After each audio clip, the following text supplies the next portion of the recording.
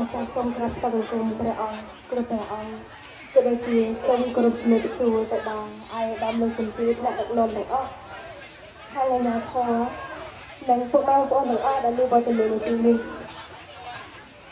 ទោះបីជាពុកម៉ែបងប្អូនបានឆ្លងកាត់រឿងជាច្រើន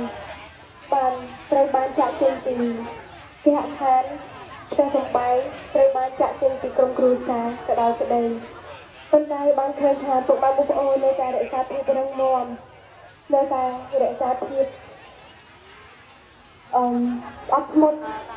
បានតស៊ូរហូតដល់ឥឡូវក៏ដូចជាបានឃើញស្នាមញញឹមរបស់ពុកម៉ែបងប្អូនទាំងអស់គ្នាគឺពិតជាធ្វើឲ្យខ្ញុំមានមោទនភាពខ្លាំងណាស់ដូច្នេះពិតជាសូមអរគុណក៏ដូចជាសូមការសរសើរទៅដល់ពុកម៉ែបងប្អូនដែលបានតស៊ូរហូតដល់ឥឡូវនេះគឺថាការចូលរួមរបស់ពួកយើងទាំងអស់គ្នាការចូលរួមរបស់កូនខុនដែលបានរៀបចំជា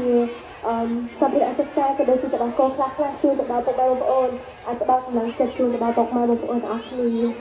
ចុងក្រោយខ្ញុំក៏មិនមានទីពេញអីក្រៅពីសូមជូនពរទៅដល់ពុកម៉ែបងប្អូនឲ្យមានសេចក្តីសុខសេចក្តីចម្រើនចំណងល្អសុខសុវត្ថិភាព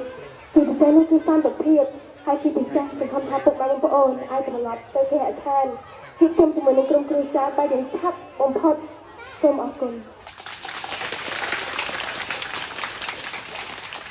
សូមអរគុណដល់ក្រុមរបស់បងចាណា